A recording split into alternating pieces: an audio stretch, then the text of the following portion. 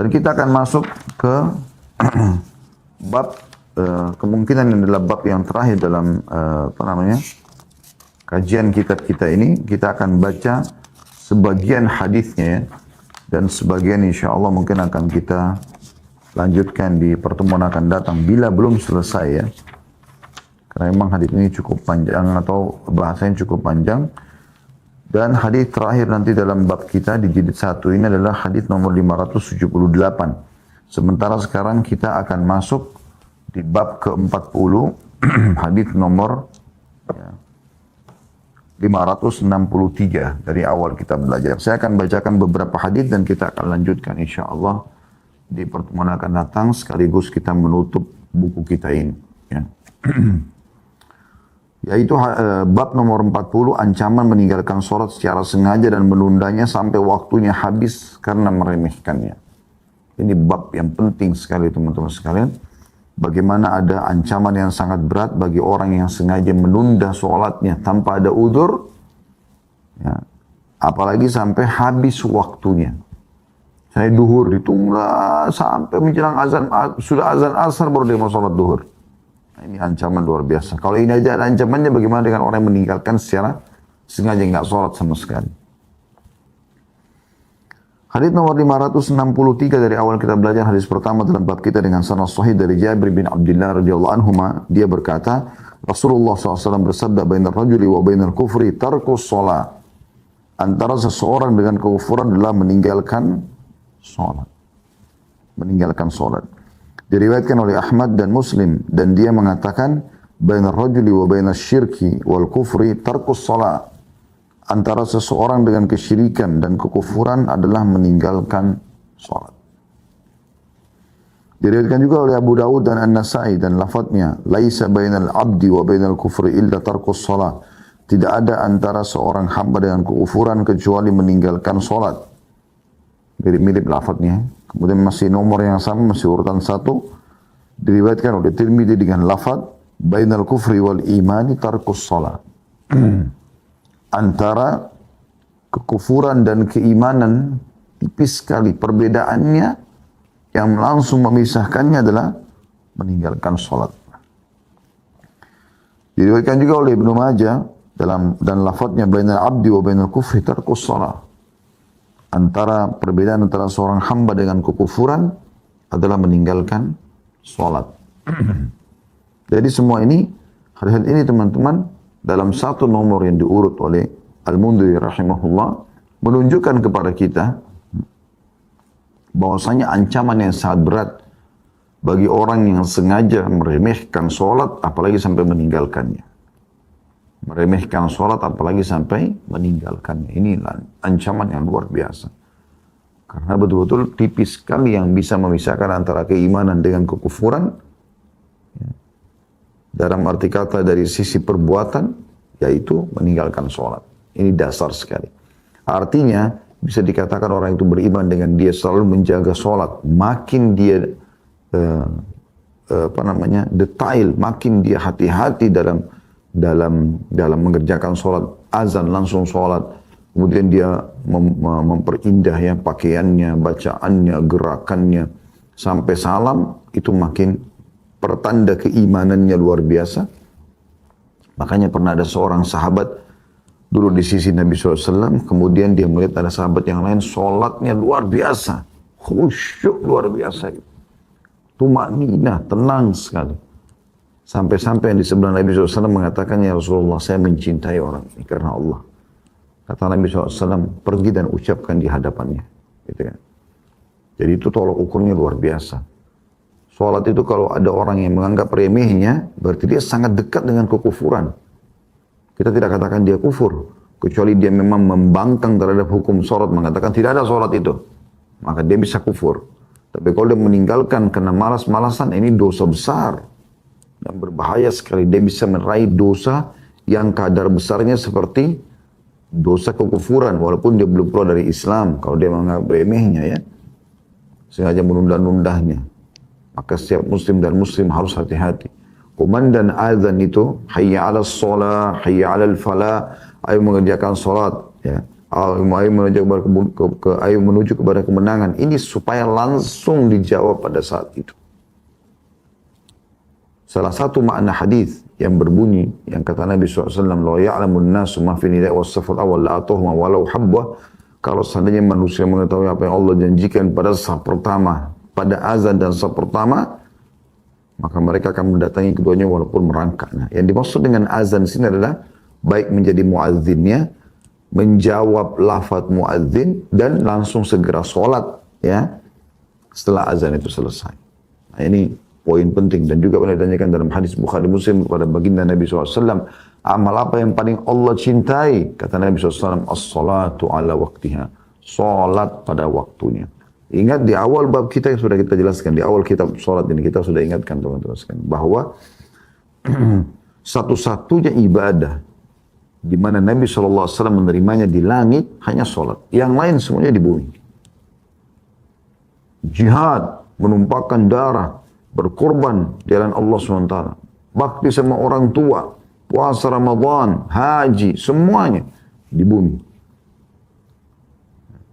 Tapi sholat, Nabi SAW melakukan perjalanan yang luar biasa, Isra dari Masjid Aqsa ke Masjid dari Masjid Haram Mekah ke Masjid Aqsa, kemudian Mi'raj ke langit, melihat keajaiban kerajaan langit, kemudian menerima perintah sholat tersebut, saking pentingnya. Makanya dalam awal juga masih ingat awal-awal kita belajar kitab sholat ini ada hadis mulia yang kata Nabi SAW, awal amal dihisab dari seorang hamba pada hari kiamat adalah sholatnya. Kalau sholatnya bagus, maka beruntunglah dia. Riwayat lain, dia telah selamat dan akan membantu amal-amal yang lain. Kalau buruk, sholatnya rusak, tidak konsentrasi, tidak wudu, tidak peduli dengan baju yang najis atau tidak peduli dengan waktunya, bacaan-bacaannya, gerakannya, maka rugilah dia. Bahkan dalam ibadah ini mengganggu amal-amal yang lain. Maka hati-hati teman-teman sekalian. Apa untungnya Anda sudah meluangkan waktu, energi, lalu Anda tidak konsentrasi dalam sholat? Lalu apa manfaatnya sholat tersebut? Cuma gerakan? Cuma store kewajiban? Anda pikir Allah butuh dengan sholat Anda? Allah tidak butuh sama sekali. Allah subhanahu wa ta'ala tidak butuh dengan sedikit pun dari amal kita. Demi Allah, Allah tidak butuh. Kita yang butuh teman-teman. Ini buat kita. Lalu kenapa kita enggak konsentrasi? Ya. Ini penting. Hadis yang kedua, dalam bab kita ini, nomor 564. Dan ini urutan 2 di bab kita dengan sanad sahih dari Buraidah radhiyallahu anhu. Dia berkata, aku mendengar Rasulullah SAW bersabda, al-ahdul ladhi bainana wa bainahum as-salah, wa man taraka faqad kafar. Perjanjian antara kita dengan mereka adalah salat. Maka barang siapa yang meninggalkannya, dia telah kafir. Hadis riwayat Ahmad, Abu Daud, An-Nasai, Tirmidzi, dan dikatakan hadis ini hadis hasan sahih. Ya. Jadi kesepakatan antara muslimin dengan keislaman dia sendiri sebenarnya adalah salat. Kalau ditinggalkan sholat, maka bisa sampai pada kekufuran. Ya. Di sini rincian para ulama adalah, kalau ada orang meninggalkan sholat jahdan, bangkang, gak ada sholat itu, maka kufur. Mutlak. Dia kalau taubat harus syahadat lagi. Tapi kalau dia tinggalkan sholat, ya, takasulan, males-malesan, ya, maka ini hukumnya dita'zir, diberikan peringatan keras, tegas, tak boleh main-main soal masalah ini. Pemerintah pun harus turun tangan sebenarnya kepada orang-orang yang meninggalkan sholat. Itu kalau kita bicara idealnya pemerintah Islam, ya, tak boleh dimain-main di sholat. Sholat itu adalah simbol kita. Bahkan masjid harus selalu penuh. Dimotivasi para muslimin untuk menghadiri masjid ke rumah Allah Subhanahu wa Ta'ala. Sumber kemakmuran, sumber ketentraman, sumber rezeki dari langit, sumber yang bisa mengangkat semua permasalahan yang sedang kita hadapi karena kebukaan Sang Pencipta Allah Subhanahu wa Ta'ala. Maka dia harus diingatkan dengan tegas, tidak boleh dibiarkan. Kemudian hadis nomor 565 dari awal kita belajar urutan 3 dalam bab kita, sahih mauquf. Dia sahih tapi hanya sampai sahabat. Ya, mauquf sudah sering kita ingatkan hanya sampai sahabat. Tapi tentu sahabat pun diterima pernyataan mereka ridwanullahi alaihim. Dari Abdullah bin Syaqiq Al-Uqaili radhiyallahu anhu dia mengatakan atau dia berkata, "Kana ashabu Muhammadin sallallahu alaihi wasallam la yarawna syai'an min al-a'mali tarkuhu kufrun ghaira as-salat."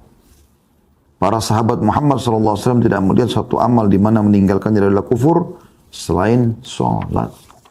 Jadi kalau ada orang yang sudah tidak salat, maka mereka anggap ini orang kafir. Artinya sikapnya sikap orang kafir. Walaupun tadi ada rincian saya bilang ya, ulama masih merincikan lagi. Kalau dia jahdan membangkang, gak ada sholat itu, maka kafir, selesai. Bukan muslim. Dia meninggal 1 menit kemudian masuk neraka. Tapi kalau dia takasuran, malas-malasan, ini harus ditakdir, diperingatkan dengan tegas. Mungkin dicambuk, mungkin diancam penjara, segala macam. Karena ini bahaya. Tidak boleh dia malas-malasan. Oleh karena itu teman-teman, kita di lingkup tanggung jawab kita saja, misalnya sebagai ayah, sebagai suami, itu orang-orang terdekat kita, saya tidak boleh lagi kita main-main soal masalah ini. Tidak boleh toleransi masalah sholat. Gak ada di rumah orang yang tidak sholat, harus sholat semuanya. Tutup aurat, dia wajib-wajib puasa Ramadan, ini semua tidak ada toleransi. Harus semuanya mutlak. Kemudian hadis selanjutnya 566 urutan 4 dalam bab kita dengan sanad sahih dari Thauban radhiyallahu anhu, dia berkata, aku mendengar Rasulullah SAW bersabda, bainal abdi wa bainal kufri wal imani shalah fa idza tarakaha faqad asyrak. Antara seorang hamba dan antara kekufuran dengan keimanan adalah salat. Jika dia meninggalkannya maka dia telah melakukan kesyirikan. Ya. Jadi dianggap orang ini telah membuat menyekutukan Allah dengan makhluk yang dia dahulukan, meetingnya, pekerjaan yang lain. Padahal sebenarnya Allah sudah panggil dia. Seakan-akan Allah setara dengan dia. Ini nggak boleh. Tidak ada teman-teman. Biar meeting miliaran, biar kegiatan sepenting apapun, azan, sholat, selesai. Nggak ada negosiasi pada saat itu. Mungkin itu sholat terakhir Anda. Saya sering ingatkan diri saya dan teman-teman sekalian. Anggap amal yang kita sedang kerjakan sekarang adalah amal terakhir kita. Saya baru dapat berita tadi, subhanallah, tetangga kami, semoga Allah ampuni beliau, selalu bersama dengan kami di masjid, meninggal tadi sebelum Jumat. Begitu mudahnya. Sebelumnya si fulan meninggal, nanti lama-lama kita juga mendengar nama kita saja meninggal. Tiba-tiba sesaat itu. Semoga Allah panjangkan umur kita di atas ketaatan dan menutup kita dengan keimanan dan amal soleh. Banyak orang lalai dengan masalah ini. Salatmu penolongmu, wahai saudaraku. Maka lakukan yang terbaik dalam salat tersebut. Saya pernah masuk satu masjid, subhanallah. Ada orang, masya Allah, salat itu luar biasa. Saya juga melihat, pertama kali saya di Indonesia ada orang sholat seperti itu dekat rumah kami. Dia dari takbir. Saya kebetulan dia sholat sunnah dan saya berada di sebelahnya. Saya tidak melihat secara langsung menyoroti dia, enggak, tapi saya memperhatikan gerakan orang ini luar biasa. Dan dia membaca itu, dia mengeluarkan suara kecil. Mungkin dia dengar, tapi sempat saya dengar sepintas. Dan itu retorik yang sangat baik sebenarnya untuk menjaga kekhusyuannya. Bagaimana seseorang itu kalau baca, keluarkan sedikit suara buat dia. Dan bagaimana dia fokus dalam bacaannya. Iftitahnya, al-fatihahnya, surahnya, doa, ruku, doa itidal. Dia tersibukkan dengan itu. Sehingga tidak ada celah untuk membuat syaitan membuatnya mengkhayal. Harusnya kita tahu kita sedang berkomunikasi dengan Allah SWT. Kalau Anda sedang bicara dengan atasan Anda, atau presiden kah, atau raja kah, saya yakin Anda akan coba konsentrasi supaya betul-betul ya apa yang Anda ucapkan tidak melantur ke sana sini. Bagaimana dengan sang pencipta Allah SWT? Kita harus selalu mohon kepada Allah SWT, teman-teman, supaya kita memberikan nilai yang baik terhadap sholat kita itu. Kemudian hadis selanjutnya 567 urutan 5 dalam bab kita, Hasan di ghairihi.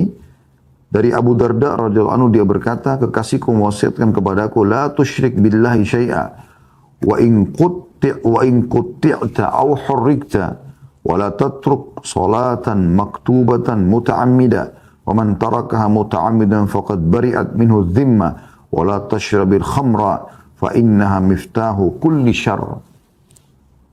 Hadis ini Hasan di ghairi, menjadi Hasan karena dikuatkan dengan riwayat lainnya. Terjemahannya, kata Nabi Abu Darda mengatakan, Rasulullah wasiatkan kepada dia, janganlah kamu menyekutukan Allah dengan sesuatu, walaupun kau dipotong-potong atau dibakar. Ini wasiat pertama, ini pelajaran pertama kita dari hadis. Saya langsung masuk saja ke penjelasannya. Jadi kalaupun kau harus dibunuh, di sini dua contoh ini, perkataan Nabi SAW, qutti'ta au hurikta. Kau dipotong-potong, dicincang-cincang, ataupun kau dibakar hidup-hidup, tetap jangan sampai kau berbuat kesyirikan. Jangan sampai mempartnerkan Allah dengan sesuatu. Nggak boleh. Dalam sebuah riwayat pernah, kata Nabi SAW, ada seseorang masuk ke surga karena seekor lalat, dan ada yang masuk neraka karena seekor lalat. Lalu Nabi SAW gambarkan, ada dua orang melewati satu kaum, yang kaum itu sedang menyembah berhala selain Allah Subhanahu wa taala, dan tidak ada orang yang lewat di perkampungan itu untuk negeri itu kecuali mereka selalu menyumbang sesuatu buat berhala mereka. Akan terjadi teman-teman sekalian, yang pertama adalah disuruh menyumbang karena dia takut dibunuh. Kalau dia tidak menyumbang, maka dia menyumbang seekor lalat, maka dia masuk ke neraka karena dia berbuat kesyirikan. Tidak boleh menyembelih atau berkorban untuk selain Allah Subhanahu wa taala. Kalau dia tidak punya kecuali lalat, dia nyumbang lalat, maka masuk neraka gara-gara lalat. Lalu ada satu orang ya, disuruh menyumbang walaupun seekor lalat, dia tidak mau, sampai dia dibunuh, akhirnya dia masuk surga. Bagi seorang muslim akidah nomor satu, walaupun harus mati, dibunuh, dibakar, disiksa, pokoknya tidak akan pernah mengubah Islamnya. Ini pesan Nabi SAW yang pertama kepada Abu Darda. Ingat, jangan pernah sampai melakukan kesyirikan kepada Allah. Jangan partnerkan Allah dengan makhluknya. Kemudian yang kedua adalah wala tatruk salatan maktubatan muta'ammida faman taraka muta'ammidan faqad bari'at minhu dhimma. Dan jangan pernah kau tinggalkan salat wajib dengan sengaja. Lupa, tertidur, itu lain. Atau dia punya keringanan, dia jamak musafir misalnya, dia takhirkan, dia terlambatkan, mungkin. Barang siapa meninggalkannya dengan sengaja, maka jaminan Allah telah terlepas darinya. Setiap saat dia bisa kena segala macam mara bahaya. Dengan hanya meninggalkan sholat. Ini inti bahasan kita. Kemudian kata Nabi SAW, wasiat yang ketiga kepada Abu Darda radhiyallahu anhu, wala tashrabil khamra fa inna miftahu kulli syarr. Dan jangan pernah kau minum khamr. Khamr semua kullu ma yukhammirul akal, semua yang bisa membuat akal keluar dari jalur normalnya. Termasuk dalamnya narkotika, gitu kan. Jangan pernah kau sentuh itu. Karena dia adalah kunci semua keburukan. Khamr semua kunci keburukan. Kalau ada orang disuruh berzina, mungkin dia tidak mau atau memerkosa. Kalau dia masih normal akalnya. Disuruh membunuh mungkin dia tidak mau. Tapi kalau disuruh mabuk dulu, kalau dia sudah mabuk dia bisa membunuh, dia bisa memerkosa. Miftah atau pintu keburukan. Seorang muslim tidak pernah kenal mabuk-mabukan. Subhanallah, secara rasional, setiap orang masuk ke dokter, ya, kalau ada orang mengeluh penyakit, dokternya nanya, merokok? Tidak. Merokok atau tidak? Kenapa rokok ditanya? Berarti ada sesuatu yang buruk dalam ilmu medis juga, ilmu pengetahuan. Ya, kedokteran yang memang untuk kesehatan manusia yang Allah mudahkan. Minum alkohol enggak? Ditanya itu. Kalau ini dua, subhanallah, tidak dijawab. Tidak, oh tidak. Dokter suruh naik di atas ranjang. Coba dicek. Tapi kalau ada orang, iya memang saya merokok, memang saya minum alkohol, memang saya minum yang ya, apalah, ya, soda misalnya. Tapi ini yang dua ini ya, khamr dan merokok, maka dokter kadang-kadang udah tahu nih sumber penyakitnya apa. Ya. Jadi subhanallah sudah dilarang itu dalam hadis Nabi alaihi salatu wassalam. Baik, kita akan masuk insyaAllah ke bahasan kita pasal ke-11. Hadits pertama dalam pasal kita ini, ancaman mendatangi masjid bagi orang yang makan, baik itu bawang merah mentah, bawang putih yang masih mentah, bawang bombay dalam kurung mentah, lobak, dan sejenis yang mempunyai bau yang tidak sedap. Hadits nomor 331, bagian pegang bukunya di sebelahnya ada angka 1, berarti hadits pertama dalam pasal ini, dan sebelahnya ada tulisan sahih, artinya hadisnya sahih. Dari Ibnu Umar radhiyallahu anhu bahwa Nabi SAW bersabda, "Man akala min hadhihi syajarah ya'ni thum, fala yaqrabanna masjidana." Barang siapa yang makan dari pohon ini, yakni bawang. Itu tulisannya bawang putih. As-thum artinya bawang putih. Maka janganlah dia mendekati masjid kami. Diriwayatkan oleh Bukhari dan Muslim. Juga riwayat lain milik Imam Muslim, "Fala yaqrabanna masajidana." Maka janganlah dia mendekati masjid-masjid kami. Dalam riwayat yang lain milik keduanya, maksudnya Bukhari Muslim, "Fala ya'tiyannal masajid." Maka janganlah dia mendatangi masjid-masjid. Riwayat yang lain juga ada 4 riwayat di sini ya, dalam nomor yang satu ini 331 hadisnya adalah riwayat Abu Dawud, "Man akala min hadhihi syajarati fala yaqrabannal masajid." Barang siapa makan dari pohon ini maka janganlah dia mendekati masjid-masjid. Seperti itulah ya. Jadi hadis-hadis ini sebenarnya mirip ya, satu sama yang lain. Maka kita coba insya Allah akan membaca manfaat-manfaat yang bisa kita ambil. Pertama sekali teman-teman sekalian, kita akan mulai dari akhir hadis ini. Yaitu sabda Nabi SAW, "Fala yaqrabanna masjidana." Dalam riwayat lain, "Fala yaqrabanna masajidana." Yaitu jangan mendekati masjid kami.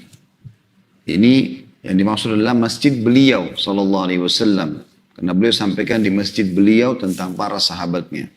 Riwayat Bukhari Muslim, riwayat Imam Muslim, "Fala yaqrabanna masajidana," jamak. Maka jangan dia mendekati masjid-masjid kami, berarti lebih umum hukumnya semua masjid muslimin. Begitu juga dengan potongan yang ketiga, "Fala ya'tiyannal masajid." Jangan dia datang ke masjid. Jadi ini berarti larangan-larangannya adalah ada yang riwayat khusus untuk masjid Nabi SAW, ada riwayat yang mengatakan semua masjid muslimin ya. Bahkan riwayat lafaz yang keempat yang terakhir tadi, "Man akala min hadhihi syajarah fala yaqrabanna al-masajid," mirip tadi ya. Barang siapa yang makan dari pohon ini maka janganlah dia mendekati masjid-masjid. Berarti memang riwayat tentang masjid-masjid lebih banyak. Ulama mengatakan berarti hukumnya lebih kepada umum. Semua masjid tidak boleh didatangi bagi orang yang memakan bawang putih di sini. Ya, bawang putih. Jadi ini disebutkan tentang thum ya. Dan Al-Mundhiri sudah memberikan peringatan kepada kita sebenarnya sebagai jawaban terhadap hadis ini, yaitu beliau mengatakan Anda ancaman mendatangi masjid bagi orang yang makan bawang dalam kurung mentah. Ya. Ini Al-Mundhiri sudah memberikan penjelasan sebenarnya karena beliau juga termasuk ahli hadis, penulis buku ini ya. Artinya kalau dimasak tidak masalah, ya. Karena kalau dimakan mentah biasanya baunya ya atau bisa mempengaruhi bau mulut sehingga kurang sedap. Jadi kalau lagi sholat, takbiratul ihram, atau lagi baca ayat, biasanya mengganggu orang yang ada di sebelah. Oleh karena itu, yang kena larangan, ya, yaitu datang ke masjid. Jadi kalau di rumah, mau makan bawang mentah, nggak ada masalah. Atau ke masjid, tapi sebelum ke masjid, makan bawang, tapi sudah dikelola, sudah dimasak, itu juga nggak ada masalah. Ya, karena di sini memang yang dimaksud lebih fokus ke masalah mentahnya. Ya. Itu juga beliau mengatakan bawang merah mentah, bawang putih mentah, bawang bombay mentah. Sebenarnya bawang bombay ini maksud di bawang merah ya. Cuman memang disebutkan sendiri di sini karena memang dia umumnya besar-besar, beda ukurannya dengan bawang merah umumnya. Itu potongan pertama yang kita ambil dari hadis, yaitu yang dimaksud adalah tidak boleh makan bawang mentah kemudian ke masjid sholat. Ya. Sebagian ulama juga menambahkan yang dimaksud juga adalah kalau dia masih memiliki bau. Misal ada orang, mungkin di Indonesia tidak umum ya orang makan bawang dalam kondisi mentah, tapi di wilayah-wilayah negara Timur Tengah, apalagi India, Pakistan, ya selain Timur Tengah maksud saya, India, Pakistan ini, itu mereka sudah terbiasa. Jadi kita kalau masuk restoran-restoran India atau Pakistan, Bangladesh, ini biasanya di Saudi. Kalau saya pengalaman, saya belum pernah ke negara-negara ini, tapi saya pernah makan di restoran-restoran mereka di Saudi pada saat kami mahasiswa. Itu memang sudah umum nasi sama daging atau ayam dihidangkan dan ada bawang bombay, slice bawang bombay mentah. Ya, itu memang menjadi seperti pelengkap daripada apa namanya, seperti kalau kita di Indonesia itu lalapannya lah, gitu kan. Itu mereka makan langsung. Dan ini juga menandakan di Timur Tengah mereka makan seperti itu karena para sahabat di sini diceritakan mereka memakan itu. Terbukti Nabi SAW menegur mereka, gitu kan. Nah, yang jadi masalah kalau makan biasa bau mulutnya keluar, kurang sedap. Nah ini teman-teman sekalian yang menjadi penyebab kenapa dilarang. Kenapa dilarang? Jadi kita bisa ambil sebuah poin penting di sini. Kalau seandainya Anda makan mentah pun, ya seperti teman-teman tadi saya sebutkan di Timur Tengah, di Pakistan, di India itu mereka makan, kemudian mereka sempat sikat gigi setelah makan, baru ke masjid, atau mereka kumur-kumur, atau mereka bersiwak, ya. Berarti larangan ini sudah tidak berlaku pada mereka, gitu kan? Tapi kalau ada orang makan, kemudian tidak membersihkan mulut, lalu tiba-tiba masuk ke masjid, maka ini masuk dalam larangan tersebut. Nah ini poin pentingnya. Dan juga yang dimaksud adalah masjid untuk sholat dan juga untuk kegiatan yang lainnya. Tapi umumnya untuk sholat di sini dimaksud. Itu pelajaran yang pertama. Kemudian pelajaran yang kedua tentang masalah larangan kepada bawangnya itu sendiri. Hukumnya apa? Umumnya ulama mengatakan hukumnya makruh dan bukan haram. Larangan di sini siapa yang makan dari buah ini atau pohon ini jangan dekati masjid kami, itu adalah hukumnya makruh. Saya akan bacakan apa yang telah disebutkan fatwa oleh Syekh bin Baz rahimahullah. Beliau pernah ditanya, gitu kan, telah diriwayatkan dalam hadis sahih larangan terhadap orang yang makan bawang merah, bawang putih atau kuras atau daun bawang ya. Lalu pergi ke masjid. Apakah dapat ditambahkan pada hal-hal tersebut sesuatu yang mempunyai bau busuk dan haram seperti rokok? Tanda tanya. Dan apakah hal itu berarti bahwa orang yang telah makan hal-hal tersebut diberi kelonggaran untuk meninggalkan sholat berjamaah sehingga ia tidak berdosa bila meninggalkannya? Jawaban beliau telah diriwayatkan dari Rasulullah SAW bahwasanya beliau bersabda, man akala thuman au basalan falyatazilanna au maaf saya ulangi, man akala thuman au basalan falyatazilna au liyatazil masjidana wal yaqud fi baitihi. Barang siapa makan bawang putih atau bawang merah, maka janganlah ia mendekati masjid kami dan hendaklah ia sholat di rumahnya. Hadis riwayat Bukhari dalam kitab Azan nomor 855 dan Muslim dalam kitab Al-Masajid di halaman 73 dan 564. Juga telah diriwayatkan dari beliau sallallahu alaihi wasallam, fa innal malaikata ta'adza mimma yata'adza minhul ins.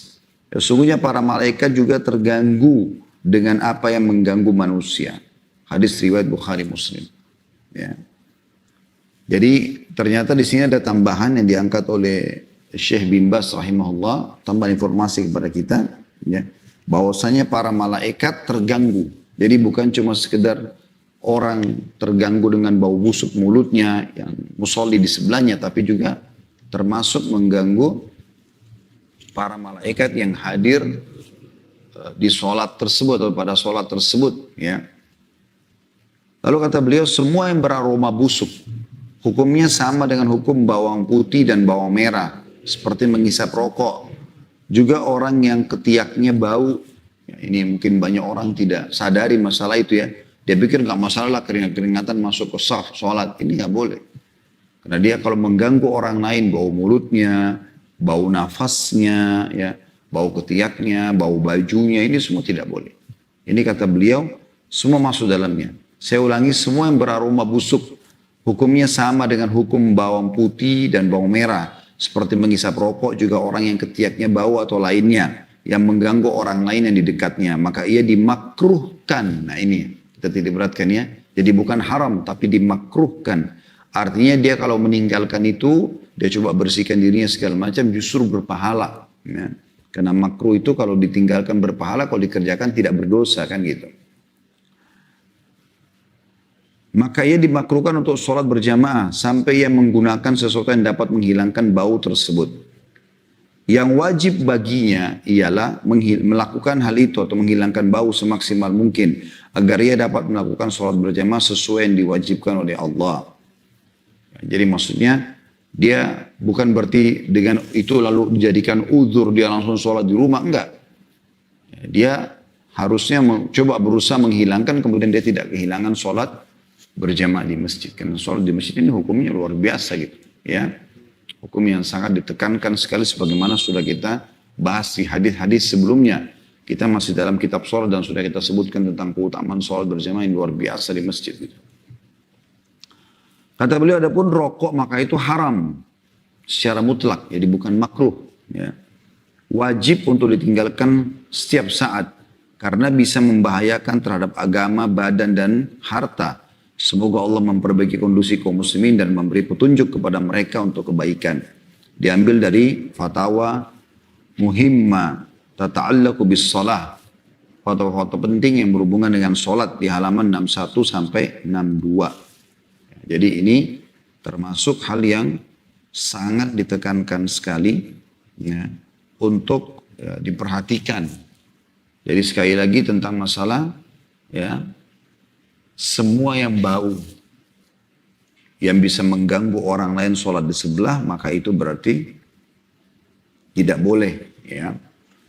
Di dalam fatwa beliau yang lain, diambil dari kitab Ad-Da'wah halaman 81 sampai 82, juga pernah ditanya kepada Syekh Abdul Aziz bin Abdullah bin Baz rahimahullah. Ditanyakan dalam sebuah hadis sebutkan bahwa Rasulullah SAW bersabda, barang siapa yang makan bawang putih dan bawang merah dan maka janganlah ia mendekati masjid kami dan hendaklah ia sholat di rumahnya. Karena sungguhnya para malaikat juga terganggu dengan apa-apa yang mengganggu manusia. Hadis Bukhari Muslim. Apakah ini berarti bahwa orang yang memakan barang-barang tersebut tidak boleh sholat di masjid hingga berlalu waktu makanannya, atau berarti memakan barang-barang tersebut tidak diperbolehkan bagi orang yang berkewajiban melaksanakan sholat berjamaah. Jadi sedikit agak berbeda pertanyaannya dari yang tadi. Jadi kalau tadi itu apakah sudah boleh dia sholat di rumah, gitu kan? Kalau ini pertanyaannya adalah apakah di sini berarti barang-barang tersebut ya, diperbolehkan bagi orang yang tidak diperbolehkan bagi orang yang mau sholat berjamaah di masjid. Seperti itulah ya. Jawabannya, ini ada dua di sini ditanya. Apakah ini berarti bahwa orang yang memakan barang-barang tersebut tidak boleh sholat di masjid hingga berlalu waktu makanannya, atau berarti juga memakan barang-barang tersebut tidak diperbolehkan bagi orang yang berkewajiban melaksanakan sholat secara berjamaah. Jawabannya hadis ini dan hadis-hadis lainnya yang semakna menunjukkan makruhnya seseorang muslim mengikuti sholat berjamaah. Jadi kembali kepada hukum yang saya bilang ya, masalah makruh.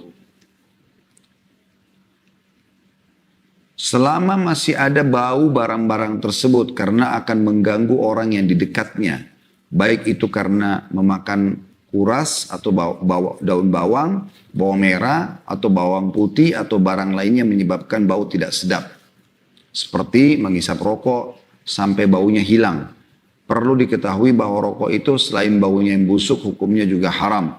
Karena bahayanya banyak dan keburukannya sudah jelas. Ini termasuk dalam cakupan firman Allah Subhanahu wa taala dalam surah Al-A'raf surah nomor 7 ayat 157 yang bunyinya a'udzubillahi minasyaitonirrajim wa yuhillu lahum at-thayyibati wa yuharrimu 'alaihimul khaba'ith. dan menghalalkan bagi mereka segala yang baik dan mengharamkan bagi mereka segala yang buruk. Juga firman Allah Subhanahu wa taala dalam surah Al-Maidah, surah nomor 5 ayat 4, yas'alunaka madza uhilla lahum qul uhilla lakumut thayyibat. Mereka bertanya kepadamu, hai Muhammad, apa yang dihalalkan bagi mereka? Katakanlah dihalalkan bagi mereka yang baik-baik. Sebagaimana diketahui bahwa rokok termasuk hal yang tidak baik. Dengan begitu rokok termasuk yang diharamkan terhadap umat ini. Adapun batasan 3 hari saya tidak tahu adanya dalil tentang masalah itu. Ini diambil dari kitab Al-Fatawa Asy-Syar'iyyah fil Masail Al-Asriyah min Fatawa Ulama Al-Balad Al-Haram. Artinya diambil dari buku fatwa-fatwa syariat ya, dalam masalah-masalah yang terbaru dari fatwa-fatwa ulama yang ada di negara Al-Haram, maksudnya Mekah dan Madinah ya. Saudi maksudnya tentunya. Ya, jadi hadis ini teman-teman sekalian atau fatwa ini menjelaskan kepada kita tentang masalah hukum makruhnya ya. Dan sekali lagi saya sudah jelaskan tadi, kalau ada orang makan bawang mentah pun dia kebiasaan di rumahnya, tapi dia sempat sikat gigi, setelah itu dia kumur-kumur atau dia bersiwak ya, atau dia pakai mouthwash, sekarang dia kumur-kumur dengan pewangi yang segar itu ya, banyak dijual sekarang di supermarket dan minimarket itu.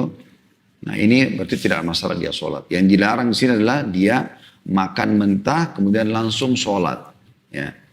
Dan ini masuk dalamnya semua yang bisa mendatangkan bau busuk di mulut. Mungkin Anda lebih tahu lah jenis makanan di daerah Anda masing-masing. Intinya kalau dimakan maka nggak baik ya. Begitu juga dia pada saat sendawa keluarin bau yang nggak enak. Mungkin seperti makan pete, makan apa yang lain-lain itu. Semua ini mungkin termasuk yang dimakruhkan. Nah, kalau tidak membersihkan mulut, kemudian langsung sholat. Nah itu maksudnya ya. Dan itu pun kalau dia tetap ke masjid, sholatnya sah selama dia ikuti syarat-syarat rukun, hanya saja yang dimakruhkan bagi dia. Dan pelajaran yang kita ambil di sini teman-teman sekalian, bagaimana Islam datang menjaga kebersihan itu, termasuk berhadapan dengan Allah Subhanahu Wa Taala. Anda harus menjaga pakaian, penampilan, ya, tutur kata, bau badan, bau mulut dan segala macam. Berhubungan dengan masalah rokok karena sempat disinggung di sini, dalil yang Al-A'raf surah nomor 7 ayat 157 ini, dan menghalalkan bagi mereka segala yang baik-baik dan mengharamkan bagi mereka segala yang buruk. Pernah terjadi ada seorang guru SD ya, di Jeddah mendatangi majelis seorang syekh di masjid dekat rumahnya, lalu dia mengatakan, "Syekh, Anda memfatwakan kalau rokok itu haram." Ya. Dan mengatakan itu adalah buruk. Kalau bagi saya sudah sekian tahun merokok, saya nggak anggap rokok itu buruk. Bagi saya biasa saja saya merokok, ya sudah gitu loh. Walaupun di badan saya ada bau rokok, bagi saya itu baunya sedap saja, nggak ada masalah gitu. Maka bagaimana Anda menjelaskan kepada saya? Kebetulan di kantongnya memang ada rokok dia taruh. Ya. Maka Syekh mengatakan, Allah sudah mengatakan dalam surah Al-Araf, dibacakan ayat tadi, dan menghalalkan, ayat 157 ya, dan menghalalkan bagi mereka segala yang baik dan mengharamkan bagi mereka segala yang buruk. Kata Syekhnya, tapi saya pastikan kepadamu kalau rokok itu buruk. Kau mau buktinya? Dia bilang iya. Kata dia, baik. Sekarang kamu pulang ke rumah kamu. Sebelum kamu pulang, kamu mampir ke satu toko. Belilah rokok yang banyak. Dan berikan kepada istri dan anakmu. Kalau kau anggap itu baik, berikan kepada mereka. Kenapa kau nggak bagi pada mereka? Maka tiba-tiba dia terdiam. Lalu dia mengatakan, saya paham sekarang Syekh. Lalu dia keluarkan rokok dari kantongnya. Lalu dibuang di sampah. Artinya, dia bisa paham sebenarnya. Kalau itu secara fitrah adalah sesuatu yang tidak baik. Ya, semoga Allah berikan hidayah teman-teman kita yang masih terjerumus dalam rokok seperti ini ya. Baik teman-teman sekalian, itu yang kita bisa ambil dari hadis yang pertama tadi. 331 urutan dari awal kita belajar dan hadis pertama dalam pasal kita ini. Kita akan masuk ke hadis 332 ya. 332 dan ini ada tulisannya teman-teman yang pegang buku 2A dan 2B. Dua-duanya sahih. Saya akan bacakan 2A-nya, artinya urutan 2 di pasal kita ini ya. Dari Anas radhiyallahu anhu dia berkata, Rasulullah SAW bersabda, "Man akala min hadhihi syajarati fala yaqrabanna wa la yusalliyanna ma'ana." barang siapa yang memakan dari pohon ini, maka janganlah mendekat kepada kami dan jangan sholat bersama kami. Hadis riwayat Bukhari Muslim. Ya. Hadis ini menambahkan kepada kita satu buah manfaat dari hadis yang sebelumnya, yaitu potongan dari Nabi SAW. Man akala min hadis syajarati fala yaqrabanna. Siapa yang makan dari pohon ini maka janganlah mendekat pada kami. Perhatikan di sini tidak ada kalimat masjidnya. Tidak ada kalimat masjid. Berarti kalau kita ambil dari lafaz ini, begitu juga terjemahannya di sini ya. Barang siapa yang makan dari pohon ini maka jangan mendekat kepada kami. Itu lebih global lagi. Artinya dianjurkan, tambahan informasinya adalah kalau sudah makan bawang mentah jangan langsung interaksi sama orang. Kalau tadi yang sebelumnya dijelaskan masalah ke masjid, ikut sholat, gitu kan. Kalau ini subhanallah lebih umum. Jangan mendekat kepada kami. Bahasa kami artinya muslimin. Ya. Jadi itu tuh berlaku juga bagi orang lain kalau kita ketemu. Muslimin harus mengetahui tentang hukum ini tentunya. Kemudian juga Nabi SAW menekankan wala yusalliyanna ma'ana, dan jangan dia sholat bersama kami. Berarti kembali kepada makna hadis yang pertama tadi. Tidak boleh ikut sholat berjamaah. Tapi tetap hukumnya makruh. Ya. Dan ini teman-teman sekalian menekankan juga kepada kita tentang pentingnya menjaga kebersihan. Saya sudah pernah jelaskan pada saat kita bahas masalah siwak ya. Ada di pasal-pasal dan bab sebelumnya. Bagaimana kita disuruh membersihkan mulut ini sehari sampai berulang-ulang kali. Kalau Anda sikat gigi sehari, ya, hanya 2 kali, pagi dan malam misalnya. Atau ada yang sikat gigi 3 kali, pagi, siang, malam. Habis makan siang pun atau mau tidur siang dia sikat gigi. Atau mungkin kalau ada orang yang kita anggap sudah super bersih, mungkin sehari cuma 5 kali dia sikat gigi. Itu pun sudah luar biasa, orang mungkin heran. Kamu 5 kali sikat gigi sehari. Padahal Islam datang menyuruh kita teman-teman sekalian puluhan kali disuruh sikat gigi atau membersihkan gigi kita. Walaupun dalam hadis-hadis disebutkan masalah siwak ya. Tapi ulama menariknya sekarang bagi yang tidak punya siwak digantikan dengan sikat gigi. Karena Nabi SAW mengatakan kalau aku tidak beratkan umatku aku akan suruh mereka bersiwak setiap kali mau sholat. Bayangkan setiap kali mau sholat. Sholat wajib saja 5. Subuh, duhur, asar, maghrib, isya. Berarti sudah 5 kali Anda sikat gigi atau bersiwak. Belum diikuti lagi dengan sholat sunnah. Ya, qobliyah subuh ada. Itu berarti 1. Ya. Tadi kan sudah ada 5. Ini 1. Berarti 6. Ada qobliyah duhur. 4 rakaat. Berarti 2 kali Anda siwak. 2 rakaat salam, 2 rakaat salam. Ya. Berarti sudah 8. Kemudian ada 4 rakaat sudah duhur. Berarti 2 lagi. 10. Ada 4 rakaat sebelum asar. Berarti 12. Ada 2 rakaat sebelum maghrib. Berarti 13. Ada 2 rakaat sudah maghrib. Ya, berarti 14. Ada 2 rakaat sebelum isya. Berarti 15. Ada 2 rakaat sesudah isya. Berarti 16. Itu baru sholat wajib dan sunnah yang melekat padanya. Atau dikenal dengan rawatib. Ya. Itu berarti sudah 16 kali Anda bersiwak. Ya. Mohon maaf kalau saya keliru menghitungnya, ini kurang lebih seperti itu. Kemudian ada sholat duha. Sholat duha itu bisa 12 rakaat. Kalau kita ambil maksimal jumlah rakaat 12 berarti Anda 6 kali. Kalau 2 rakaat salam, 2 rakaat salam. Berarti 6 kali Anda bersiwak. Ya kan? Berarti 16 tambah 6 sudah 22 kali. Belum lagi kalau kita bicara tentang sholat tahajud. Ya. 11 rakaat misalnya kita anggap. 8 rakaatnya berarti 2 rakaat salam, 2 rakaat salam, 2 rakaat salam, 2 rakaat salam. Berarti 4 kali Anda bersiwak. Witirnya 2 rakaat salam, terus 1 rakaat lagi. Berarti Anda punya di sholat malam 4 tambah 3, 4 tambah 2 berarti 6 kali. Berarti sudah 28 kali Anda bersiwak. Sehari semalam itu ya. Itu belum kita bicara sholat tahiyat masjid, belum kita bicara sholat wudu, belum kita bicara sholat taubat, ya. Belum kita bicara sholat istikharah, belum kita bicara sholat istisqa minta tolong hujan, belum kita bicara sholat jenazah, belum kita bicara sholat khusuf dan khusuf ya gerhana bulan dan gerhana matahari. Luar biasa gitu. Berarti ada puluhan kali teman-teman sekalian kita disuruh bersiwak satu hari. Dan juga ada hadis yang lain, kalau aku tidak beratkan umatku akan suruh mereka bersiwak setiap kali mau wudhu. Ya, berarti kalau kita partnerkan sholat-sholat tadi itu yang puluhan kali, kan Anda setiap kali mau sholat Anda berwudhu kan gitu. Walaupun misalnya Anda punya wudhu, lebih afdal Anda kalau wudhu lagi perbaharui. Berarti jumlah sholat tadi itu ditambah dengan jumlah ya wudhu. Ya, sebelum wudhu itu berapa puluh kali kita bersiwak sehari. Juga tentang pribadi baginda Nabi SAW dikatakan oleh Aisyah radhiyallahu anha bahwasanya Rasulullah SAW setiap kali mau masuk ke rumah beliau atau rumah istrinya, yang paling pertama beliau lakukan adalah bersiwak. Bahkan sunnah Nabi SAW yang terakhir beliau laksanakan sebelum wafat adalah bersiwak. Udah sakit keras Nabi SAW, udah sakit keras, udah mau meninggal. Kata Aisyah telah bersandar di dadahku. Lalu masuklah Abdurrahman bin Abi Bakar, adiknya Aisyah radhiyallahu anhum ajma'in, memegang siwak. Mata Nabi SAW ke siwak itu. Maka Aisyah tanya, membisikkannya, ya Rasulullah, apakah anda ingin siwak itu? Nabi SAW mengangguk. Sudah sangat lemah, beliau tidak bisa bicara lagi. Maka diminta oleh Aisyah, lalu Aisyah memotong bekasnya Abdurrahman, lalu membersihkan buat Nabi SAW, lalu menggosokkan di mulut beliau. Setelah itu beliau SAW mengucapkan bari rafiqul a'la, memilih Tuhan yang maha tinggi, kemudian beliau wafat.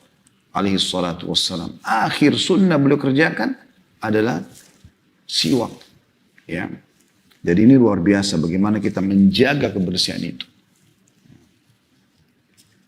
Kemudian hadis 2b-nya sahih juga diriwayatkan pula oleh At-Tabarani dan lafadznya adalah iyyakum wa hatainil baqlataini muntinataini an ta'kuluhuma wa tadkhulu masajidana fa in kuntum la budda akilihima faqtuluhuma bin nari qatla. Janganlah kalian makan dua sayur yang berbau busuk ini. Maksudnya bawang putih sama bawang merah ya. Dan kalian masuk ke masjid-masjid kami. Nah ini tadi yang titik beratkan kalimat ini. Makanya tadi di awal hadis saya katakan kita akan bahas dari akhir hadis. Masalahnya adalah ke masjidnya yang lebih ditekankan kan gitu. Walaupun tadi ada hadis di doanya interaksi sama orang pun dilarang. Tapi penekanannya lebih kepada masjid. Dan kalian masuk ke masjid-masjid kami. Jika kalian memang harus memakannya, maka hilangkan bau keduanya dengan memasaknya dengan api. Nah, ini jawabannya. Berarti kan, sebagaimana saya bilang tadi, kalau sudah dimasak, beda. Karena kan umumnya sekarang ibu-ibu lebih tahu daripada kami. Kalau masak pasti umumnya pakai bawang gitu kan, biar sedap ya. Bawang putih, bawang merah, segala macam. Dan banyak sekali manfaatnya secara medis. Dan di sini bukan dilarang makan bawangnya, tapi permasalahan adalah baunya. Gitu loh. Dan ternyata yang paling cepat berpengaruh pada bau itu kalau dimakan mentah. Nah kalau dia dimasak, maka insya Allah larangan ini sudah tidak masalah. Jadi kalau anda makan dulu, dan anda ke masjid, ternyata ada campuran bawangnya dan tidak ada baunya lagi, karena sudah dimasak, maka tidak ada larangan makruh tadi sebagaimana orang kalau langsung makan mentah.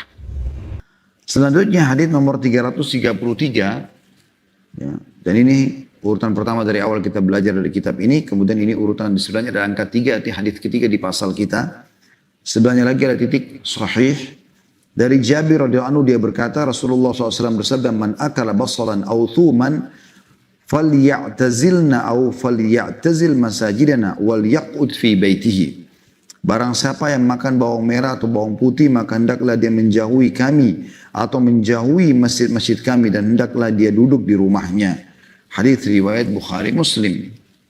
Juga Tirmidzi dan An-Nasai dan Abu Daud ya. Dalam riwayat Imam Muslim lafadznya man akala al-basala wath-thuma wal-qurratha fala yaqrabanna masjidana fa innal malaikata ta'adza mimma yata'adza minhu banu Adam.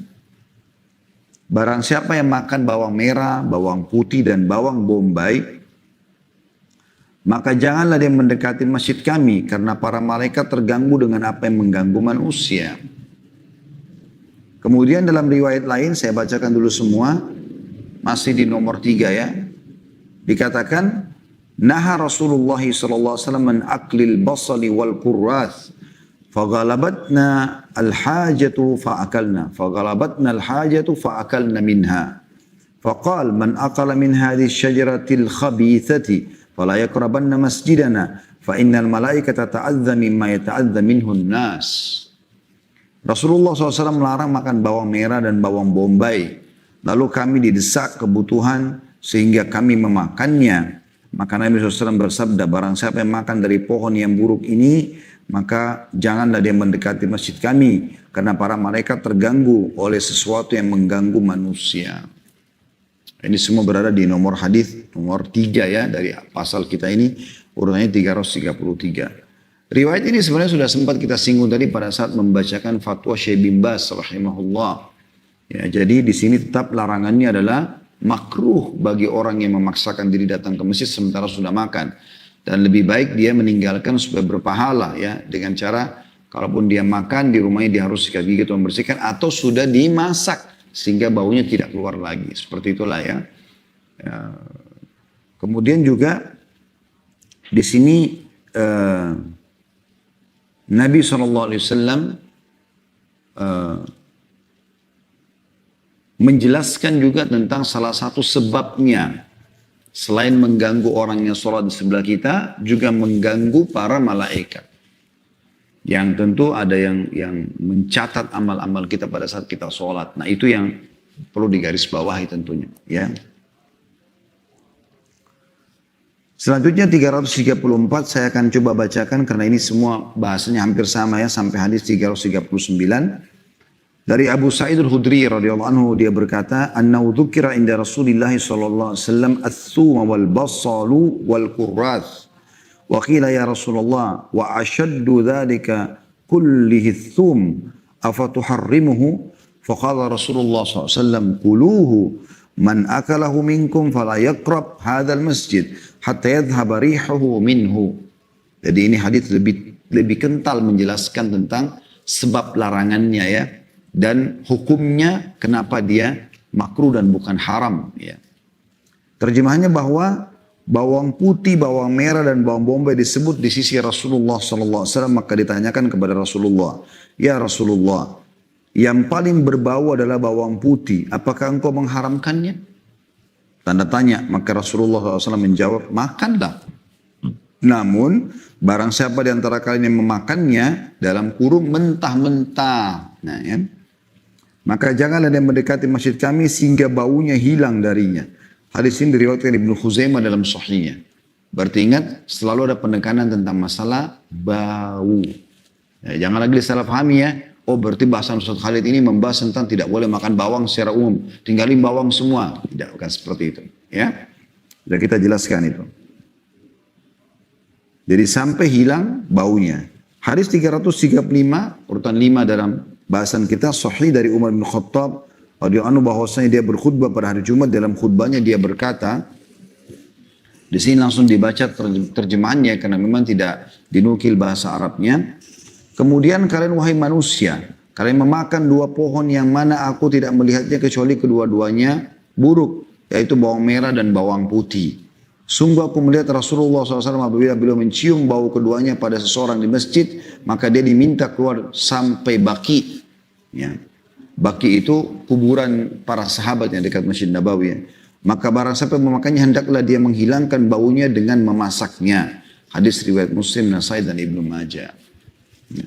Kalau ada yang bertanya lalu mengatakan, Ustaz, kalau gitu boleh nggak kita tinggalkan bawang sama sekali? Ya itu hak Anda.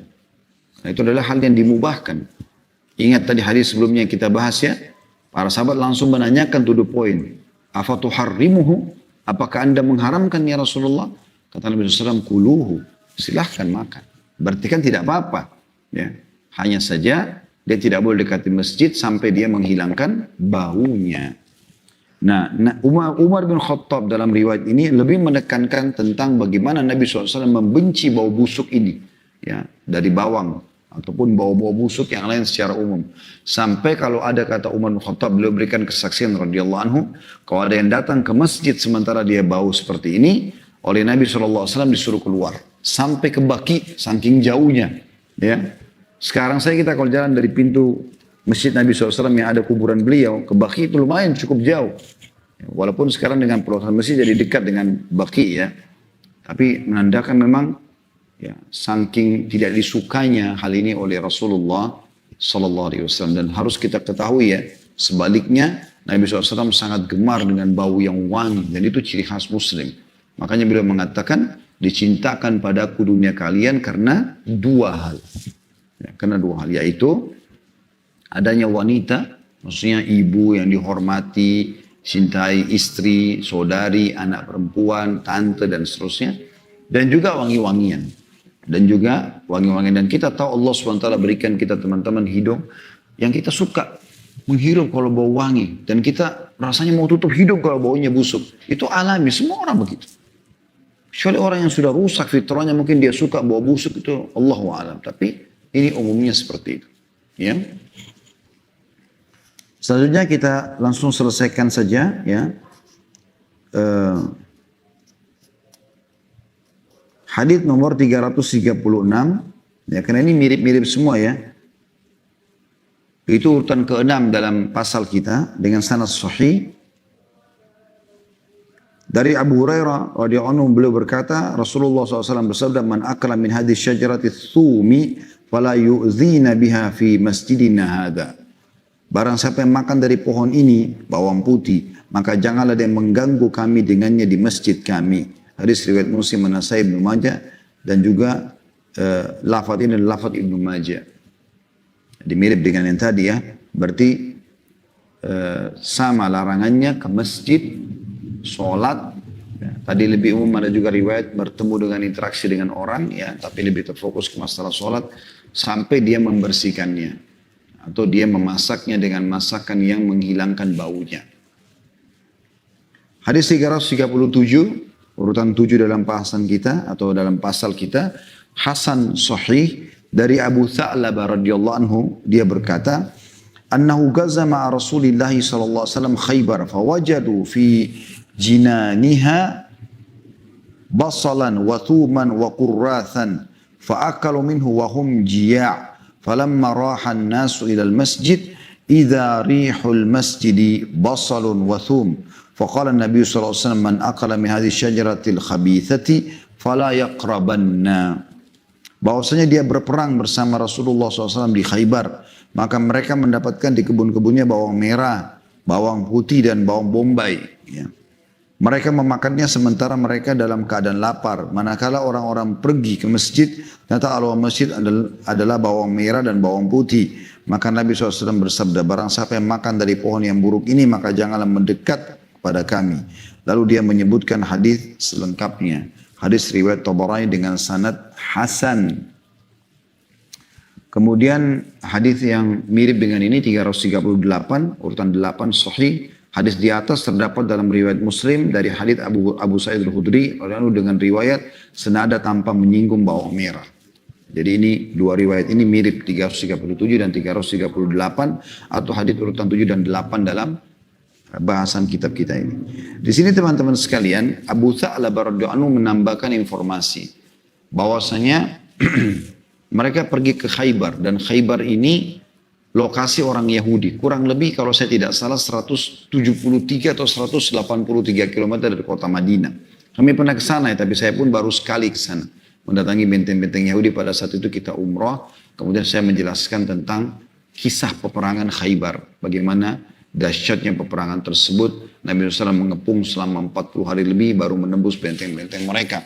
Dan bagaimana kebenaran janji Allah Subhanahu Wa Taala kepada mereka tentang akan terbebaskannya Khaybar ya di tangan kaum muslimin dari kekufuran.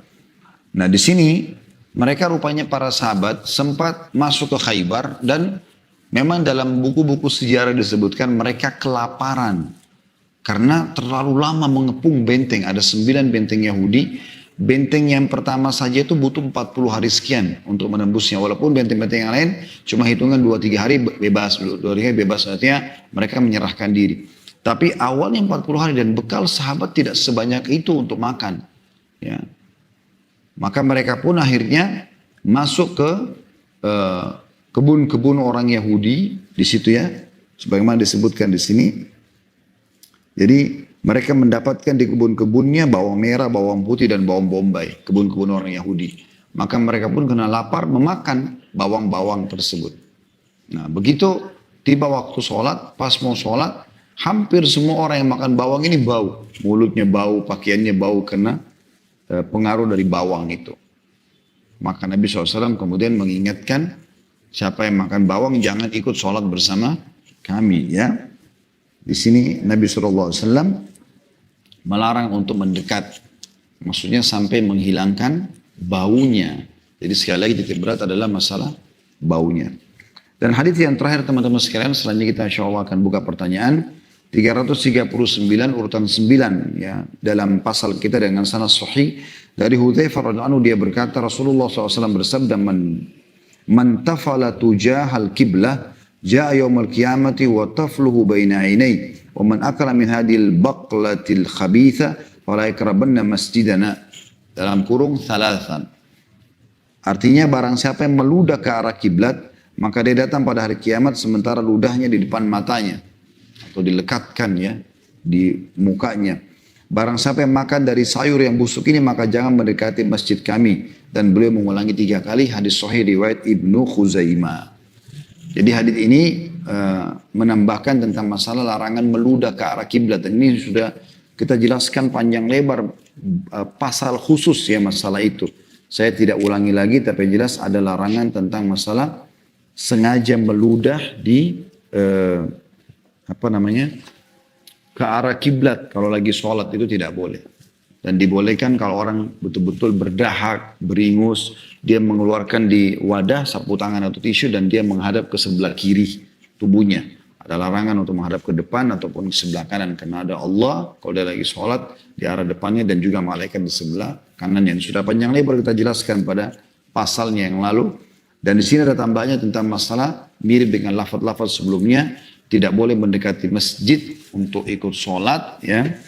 Sementara habis makan bawang tapi mentah. Kurang lebih seperti itu.